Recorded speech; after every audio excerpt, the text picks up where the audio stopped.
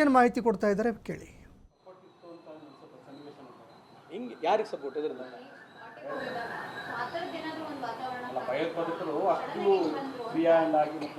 ಅಲ್ಲಮ್ಮ, ಈಗ ನಾನು ಹೋಗಿದ್ದೆ ಲೇಟ್ ಹೋಗಿದ್ದೀನಿ. ಆಗಿರ್ತಕ್ಕಂಥ ಇನ್ಸಿಡೆಂಟ್ ಸಾಯಂಕಾಲ ನಾನು ನೆಕ್ಸ್ಟ್ ಡೇ ಬೆಳಗ್ಗೆ ಹೋಗಿದ್ದೇನೆ. ಬಟ್ ಅಲ್ಲಿರ್ತಕ್ಕಂಥ ಒಂದು 12 ತಾಸು ನಾನಿದ್ದಾಗ ಪ್ರತಿಯೊಬ್ಬರಿಗೆ ಮಾತಾಡಿದಿರತಕ್ಕಂಥದ್ದಲ್ಲಿ ಅಲ್ಲಿ ಇಲ್ಲಿವರೆಗೆ ಯಾವತ್ತೂ ಈ ರೀತಿ ಆಗಿರ್ತಕ್ಕಂಥದ್ದೇ ಇಲ್ಲ. There is no ever story it has happen like this. ಯಾವಾಗ ಒಂದ್ಸಲಿ ಭಾಳ ವರ್ಷದಿಂದಗಡೆ ಒಂದು ಸಣ್ಣದೆಲ್ಲೋ ಅಲ್ಲಿ ಈ ಥರ ಅಟ್ಯಾಕ್ ಆಗೋದು ಬಿಟ್ಟರೆ ಈ ಥರ ಆಗಿರ್ತಕ್ಕಂಥದ್ದು ಎಲ್ಲಿ ಇಲ್ಲ. ಅದಕ್ಕೆ ಯಾರು ಮಾಡಿದ್ದಾರೆ ಯಾರೆಲ್ಲ ಎಲ್ಲ ಪೊಲಿಟಿಕಲ್ ಪಾರ್ಟಿಗಳು ಅಧಿಕಾರ ಕೊಡ್ತಾ ಇದೀವಿ ಮಾಡಲಿ. ಬಟ್ ಎಲ್ಲಿನೂ ಲ್ಯಾಬ್ಸ್ ಬಗ್ಗೆ ಮಾತಾಡೋಂಗಿಲ್ಲ. ಪ್ರಧಾನಮಂತ್ರಿ ನರೇಂದ್ರ ಮೋದಿ ಅವರು ಏನು ಭಾಳ ನೋವು ನನಗೆ ಮಾತನಾಡಿ ಅಲ್ಲಿ ಹೋಗಿ ನಕ್ಕಂತ ಭಾಷಣ ಮಾಡ್ತಿದ್ದಾರೆ, ಪೊಲಿಟಿಕಲ್ ಭಾಷಣ. ಯಾಕೆ ನೀವು ಜಮ್ಮು ಕಾಶ್ಮೀರ ಹೋಗಬಾರ್ದು? ಯಾಕೆ ನರೇಂದ್ರ ಮೋದಿ ಅವರು ಜಮ್ಮು ಕಾಶ್ಮೀರ ಹೋಗಲಿಲ್ಲ? ಯಾಕೆ ಒಬ್ಬ ಮಿನಿಸ್ಟರ್ಗಳು ಅಲ್ಲಿ ಹೋಗಲಿಲ್ಲ? ಬರೋದು ಬರೇ ಮುಸ್ಲಿಂ ವಿರುದ್ಧ ಮಾತನಾಡೋದು. ಎಲ್ಲಿವರೆಗೆ ಮಾತನಾಡ್ತೀರಿ? ದಯಮಾಡಿ ಕೈ ಮುಗಿತೀವಿ ಬಿ ಜೆ ಪಿ ನಾಯಕರಿಗೆ. ಈ ದೇಶ ಎಲ್ಲರದಿದೆ. ನಿಮಗೇನೋ ರಾಜಕೀಯ ಲಾಭಕ್ಕಾಗಿ ಹಿಂದೂಗಳ ಬಗ್ಗೆ ಮಾತಾಡಿ ಮಾತಾಡಿ ಮಾತಾಡಿ ಈ ದೇಶ ಎಲ್ಲಿಗೆ ಹೋಗಿದೆ ಅಂತ ಸ್ವಲ್ಪ ಯೋಚನೆ ಮಾಡಿ ನೋಡ್ರಿ. ಕೇವಲ ಮುಸ್ಲಿಮ್ಸ್ ವಿರುದ್ಧ ಮಾತಾಡೋದು ಬಿಟ್ಟರೆ ಬೇರೆ ಏನು ಪಾಯಿಂಟ್ ಆಫ್ ಅಜೆಂಡಾನೇ ಇಲ್ಲ ಇದರಲ್ಲಿ. ಅದರದಷ್ಟೇ ಪುಲ್ವಾಮಾ ಬಗ್ಗೆ ಮಾತನಾಡ್ತಾರೆ ಬಿ ಜೆ ಪಿ ಇರೋದು. ಒಂದು ಉದಾಹರಣೆ ಕೊಡ್ತೀನಿ. ಈಗ CRPF ಮೂವ್ಮೆಂಟ್ ಆಗಬೇಕಂದ್ರಮ್ಮ ಭಾಳ ಟೈಟ್ ಸೆಕ್ಯೂರಿಟಿ ಇರ್ತದೆ. CRPF ಮೂವ್ಮೆಂಟ್ ಆಗಬೇಕಂತಂದ್ರೆ, ಪ್ಯಾರಾಮಿಲಿಟರಿ ಮೂವ್ಮೆಂಟ್ ಆಗಬೇಕಾಗಿತ್ತಂದ್ರೆ ಭಾಳ ಡಿಫಿಕಲ್ಟ್ ಸಿಚುವೇಶನ್. ಆ ಮಾರುತಿ ಕಾರು, ಆ ವ್ಯಾನು ಅದು ಹೋಗಿ ಆ ಬಸ್ಸಿಗೆ ಡಿಕ್ಕಿ ಹೊಡಿತೈತೆ. ಹೆಂಗೆ ಹೋಯ್ತದು? ಅದು 300 kg ಆರ್ಡಿಕ್ಸ್ ಅಲ್ಲಿ ಹೋಯ್ತೈತೆ. ಅದೇ ಟೈಮಿಗೆ ಬಸ್ ಬರುತ್ತಂತ ಇವ್ರಿಗೆ ಹೆಂಗೆ ಗೊತ್ತಾಯ್ತು? FIR ಆಯಿತು. ಅದಾದಮೇಲೆ ಅಟ್ಯಾಕ್ ಮಾಡಿದ್ರು. ಇವರೇ ಹೋಗಿ ಹೊಡೆದು ಬಂದಂಗೆ ಆಯಿತು.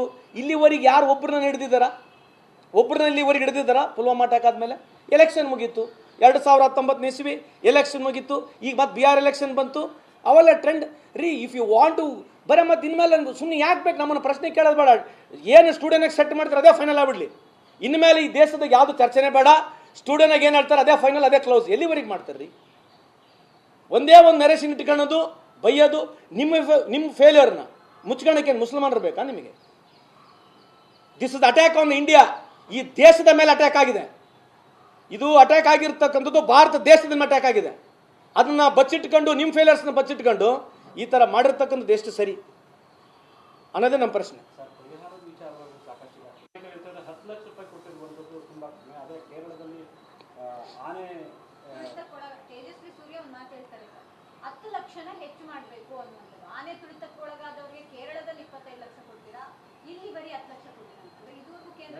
ಅಲ್ಲಮ್ಮ, ನಾನು ಹೇಳ್ತಿರೋದು ತೇಜಸ್ವಿ ಸೂರ್ಯ ಅವರು ಯಂಗ್ಸ್ಟರ್ ಇದ್ದಾರೆ. I look up on. ನಾನೇನು ಹೇಳ್ತಿದ್ದೀನಿ, ಆಯ್ತು ನೀವು ಕೇಳಿ, ಉಲ್ಟಾ ನಾವು ಹೋಗೋಣ. ಈಗ ಅದಕ್ಕೆ ಹೇಳೋದು, ನೀವೆಲ್ಲೆಲ್ಲಿ ಕೊಟ್ಟಿದ್ದೀರಿ? ನೀವು ಯಾರ್ಯಾರಿಗೆ ಕೊಟ್ಟಿದ್ದೀರಿ? ನೀವು ಕೊಟ್ಟಿರಾ? ಆಮೇಲೆ ನಾನು ಕೂಡ ಅಲ್ಲೇ ಇದ್ದೆ. ಸುಮ್ಮನೆ ಉದಾಹರಣೆ ಕೊಡ್ತೀನಿ. ಅಂದರೆ ಕೇಂದ್ರ ಸರ್ಕಾರ ಭಾಳ ದೊಡ್ಡ ಏನು ಬರೀ ದಿನ ಬೆಳಿಗ್ಗೆ ಅದ್ರ ಹಿಂದೂ ಪರವಾಗಿ ಮಾತನಾಡ್ತೀರಿ. ಈ ನಮ್ಮ ಕುಂಭಮೇಳದಲ್ಲಿ ಈ ಕೇಂದ್ರ ಸರ್ಕಾರ ಎಷ್ಟು ನಿರ್ಲಕ್ಷ್ಯ ಮಾಡಿದೆ ಅಂತಂದರೆ, ಒಬ್ಬ ಕಾಮನ್ ಮ್ಯಾನ್ ಯಾರನ್ನ ಕುಂಭಮೇಳಕ್ಕೆ ಹೋಗ್ಬೇಕಾಗಿದ್ರೆ ಟಿಕೆಟ್ ಏನಿತ್ತಮ್ಮ? Air ticket price, air ticket price ಏನಿದೆ? ಅಲ್ಲ, ಅವಾಗ ಕುಂಭಮೇಳ ಟೈಮು. ಈಗ ಬಿಡ್ರಿ, ಇದ್ರದ್ದು ಆಮೇಲೆ ಹೇಳ್ತೀನಿ. ಕುಂಭಮೇಳ ಟಿಕೆಟ್ ಪ್ರೈಸ್ ನೋಡಿರಾ? 40,000, 50,000, 60,000. ಮತ್ತೆ ಹೇಳೋದೆಲ್ಲ ದೊಡ್ಡ ಭಾಷಣಗಳು. ಇವರೆಲ್ಲ ಮಾತಾಡ್ತಾರ ಅಲ್ಲಿ ಪುಣ್ಯ ಅಲ್ಲ, ಅಲ್ಲಿ ಎಲ್ಲ ಅಲ್ಲಿ ಹೋಗ್ತಿರಲ್ಲ ಟೆಂಟ್ಗಳು. ಅದೆಲ್ಲ ಇದು ಜಮ್ಮು ಕಾಶ್ಮೀರ ಆಮೇಲೆ ಬರ್ತೀನಿ. ಟೆಂಟ್ಗಳ ಬಗ್ಗೆ ಮಾತಾಡ್ತೀನಿ. ಅಲ್ಲಿ ಒಳಗಡೆ ಹೋದರೆ 50,000 ರೂಪಾಯಿ, 1 ಲಕ್ಷ, 2 ಲಕ್ಷ ರೂಪಾಯಿ ಟೆಂಟ್ಗಳು. ಎಲ್ಲ VIP ಗಳಿಗೆ. ಯಾರು ಚಾರ್ಟರ್ ಫ್ಲೈಟ್ನಾಗ ಬರ್ತಾರೆ ಅದಾಗಿರ್ತಕ್ಕಂಥದ್ದು ಬೇರೆ.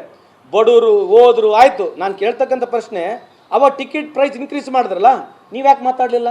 ಫ್ರೀ ಬಿಡಬೇಕಾಗಿತ್ತು ನೀವೆಲ್ಲರಿಗೆ ಟಿಕೆಟು. ಎಲ್ಲ ಹಿಂದೂಗಳಿಗೆ ನೀವು ಫ್ರೀ ಮಾಡ್ಬೋದಾಗಿತ್ತಲ್ಲ, ಟಿಕೆಟ್ ಯಾಕೆ ಮಾಡಲಿಲ್ಲ? ಅಲ್ಲೇ ದುಡ್ಡು ಮಾಡ್ಕೊಂಬಿಟ್ರು. ದುಡ್ಡು ಅಲ್ಲೇ ಮಾಡ್ಕೊಂಡಿರೋದು. ಈಗ ಮೊನ್ನೆ ಎಷ್ಟೆಲ್ಲ ಮಾತಾಡಿದ್ರು. ಜಮ್ಮು ಕಾಶ್ಮೀರನಾಗ ಅಲ್ಲೇ ಇದ್ದೀನಿ, ನಾನು ಅಲ್ಲೇ ಇದ್ದೀನಿ.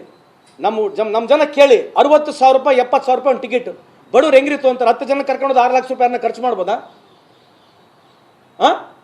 ಅಲ್ಲ, ನಾವೇನೋ ಇವತ್ತು ಚಾರ್ಟರ್ ಫ್ಲೈಟ್ ಮಾಡ್ಕೊಂಡು ನಮ್ಮ ಸರ್ಕಾರ ಸಹಾಯ ಮಾಡ್ತು, ಹೋದ್ವಿ, ತಂದ್ವಿ, ಅದು ಬೇರೆ ಪ್ರಶ್ನೆ. ಮತ್ತು ಇವ್ರು ಯಾಕೆ ಮಾಡಬಾರ್ದಾಗಿತ್ತು? ಇವತ್ತು ಇಂಡಿಯನ್ ಏರ್ಲೈನ್ಸ್ ಎಲ್ಲಿದೆ? ಇವತ್ತು ಏರ್ ಇಂಡಿಯಾ ಎಲ್ಲಿದೆ? ಇವತ್ತು ಏರ್ ಇಂಡಿಯಾ ಎಲ್ಲಿದೆ? ಏರ್ ಇಂಡಿಯಾ ಬಗ್ಗೆ ಎಲ್ಲ ಮಾತಾಡ್ತಾರೆ ಇವರು.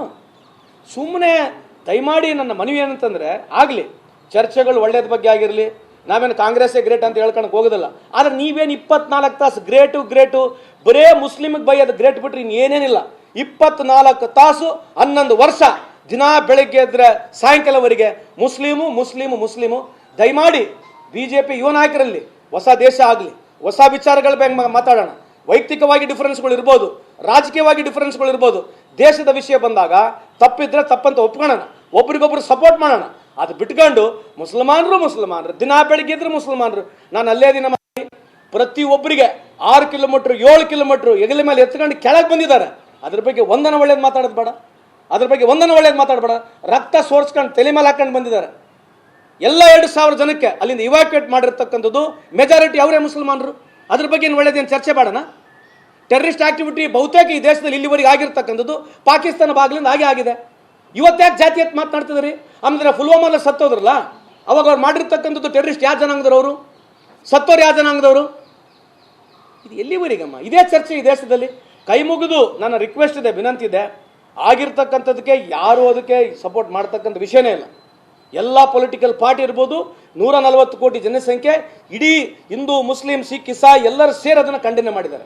ಇವರಿಗೆ ಬೇಳೆ ಬೈಬೇಕು, ಈಗ ಮತ್ತೆ ಚುನಾವಣೆ ಗೆಲ್ಬೇಕು. ಬಿಹಾರ್ ಚುನಾವಣೆ ನೋಡ್ರಿ, ಬರೀ ಪಾಕಿಸ್ತಾನ ಮುಗಿಸ್ಬಿಡ್ತೀನಿ. ಬಿಹಾರ್ನಾಗ ಏನು ಮಾಡಿದ್ರೆ ಅಂತ ಏನು ಹೇಳೋದಲ್ಲ. ಇವತ್ತು ಬಿಹಾರ್ನಲ್ಲಿ ಒಂದು ಜಿಲ್ಲೆಯಲ್ಲಿ ಪರ್ ಕ್ಯಾಪಿಟಲ್ ಇನ್ಕಮ್ ಇರತಕ್ಕಂಥದ್ದು 42,000 ರೂಪಾಯಿ ವರ್ಷಕ್ಕೆ.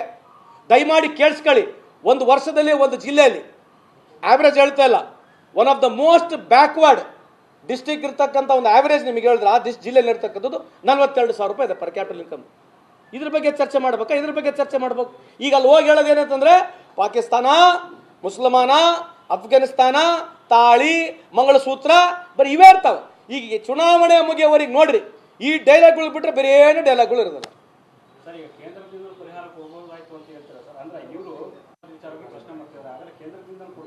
ಯಾಕೆ ಕೊಡಬಾರ್ದ್ರಿ? ಕೇಂದ್ರದಿಂದ ಯಾಕೆ ಕೊಡಬಾರ್ದು? ವಾಲಂಟಿಯರ್ ಕೂಡ ಕೊಡ್ಲಿ ಅಲ್ಲ, BCCIಲಿಂದ ಕೊಡ್ಲಿ. ಭಾಳ ದುಡ್ಡು ಐತೆ, ಎಲ್ಲಿ ಬೇಕಾದ್ರೆ ದುಡ್ಡು ಕೊಡೋಕೇನೆ ಐತ್ರಿ, ಯಾರು ಎಲ್ಲಿ ಬೇಕಾದಲ್ಲಿ ಕೊಡ್ಬೇಕು. ಕೇವಲ ರೀ ಜಾಸ್ತಿ ಕೊಡ್ರಿ ಅಂತ ಕೇಳೋಕ್ಕೆ ಎಲ್ಲರಿಗೆ ಧರ್ಮ ಇದೆ, ಕೇಳಿ. ಅದಕ್ಕೆ ಟೀಕೆ ಮಾಡ್ತಕ್ಕಂಥದ್ದೇನು ಅವಶ್ಯಕತೆನೇ ಇಲ್ಲ ಅಲ್ವಾ? ಟೀಕೆ ಮಾಡ್ತಕ್ಕಂಥ ಅವಶ್ಯಕತೆ ಇದೆ. ನೀವು ಅನ್ನಂಗಿದ್ರೆ ಕೇಂದ್ರ ಸರ್ಕಾರದಿಂದ 50 ಲಕ್ಷ ಕೊಡಿಸ್ರಿ, 1 ಕೋಟಿ ಕೊಡಿಸ್ರಿ. ಯಾಕಂದ್ರೆ ಹಿಂದೂ ಪರವಾಗಿ ನೀವು ಭಾಳ ಎಲ್ಲ ಪ್ರೀತಿ ಅಲ್ಲ, ಇಡೀ ದೇಶ ಹಿಂದೂ ಎಲ್ಲದರ್ರಿ ಹಿಂದೂ ಹೆಸರು ಹೇಳಿ ಲೂಟಿ ಹೊಡೆದು ಹಿಂದೂಗಳನ್ನ ಕೊಲೆ ಮಾಡಿರ್ತಕ್ಕಂಥದ್ದು ಇದೇ ಬಿಜೆಪಿ ಕೇಂದ್ರ ಸರ್ಕಾರ ಅಂತ ಈ ಸಂದರ್ಭಕ್ಕೆ ಹೇಳಿಕೆ ಬಯಸ್ತೀನಿ ನಾನು.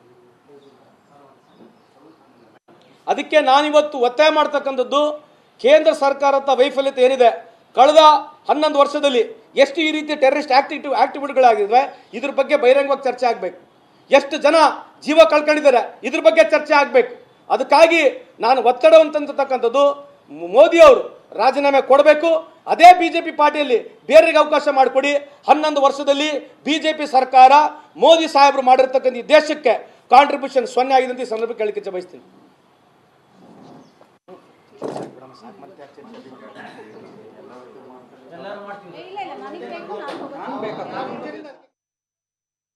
ಅಲ್ಲಿರ್ತಕ್ಕಂಥ ಅಲ್ಲಿ ಶ್ರೀನಗರನ ನಾನು ಹೋದ್ರೆ ಹೆಜ್ಜೆಗೂ ಚೆಕ್ ಪೋಸ್ಟ್ಗಳಿದಾವೆ. ಒಂದು ಹುಳ ಸುತ್ತ ಹೋಗೋಕ್ಕಾಗೋದಲ್ಲ. ನೀವು ಒಂದು ಕಾರ್ನಲ್ಲಿ ಏನು ಸಣ್ಣ ಬಿಸ್ಕೆಟ್ ಪ್ಯಾಕೆಟ್ ಒಯ್ಯಕ್ಕಾಗಲ್ಲ. ಆ ಥರದ್ದು ಹೆಜ್ಜೆಗೂ ಕಾವಲಿದೆ. ಮೊದಲಿಂದ ಶ್ರೀನಗರ ಹೈಲೈಟ್ನಾಗ ಇರ್ತಕ್ಕಂಥ ಪ್ಲೇಸ್, ಇವಾಗಲ್ಲ, ಸ್ವಾತಂತ್ರ್ಯ ಸಿಕ್ಕಾಗ್ಲಿಂದ ಮೊದಲಿಂದ ಅದು ಏನಮ್ಮ ಹೈಲೈಟ್ನಾಗ ಇರ್ತಕ್ಕಂಥ ಪ್ಲೇಸ್. ಈಗ ಮೊದಲನೇ ಪ್ರಶ್ನೆ ಅದೇ ಕೇಳ್ತಕ್ಕಂಥದ್ದು. ಭಾಳಷ್ಟು ಜನ, ನಾನಲ್ಲಿದ್ದೆ, ಹೋಮ್ ಮಿನಿಸ್ಟರ್ ಅಮಿತ್ ಶಾ ಸಾಹೇಬರು ಬಂದಾಗ ಹೆಣ್ಣುಮಗಳು ಅದನ್ನೇ ಕೇಳಿದ್ಲು.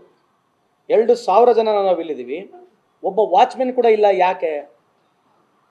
ಹೋಮ್ ಮಿನಿಸ್ಟ್ರಿಗೆ ನೇರವಾಗಿ ಕೇಳಿರ್ತಕ್ಕಂಥ ಪ್ರಶ್ನೆ, ಒಂದು ವಾಚ್ಮೆನ್ ಕೂಡ ಇಲ್ಲ, ಯಾಕೆ? ಏನು ಶ್ರೀನಗರ್ನಲ್ಲಿ ಇರ್ತಕ್ಕಂಥ ನನಗಿರ್ತಕ್ಕಂಥ ಮಾಹಿತಿ 7 ಲಕ್ಷಕ್ಕೂ ಹೆಚ್ಚು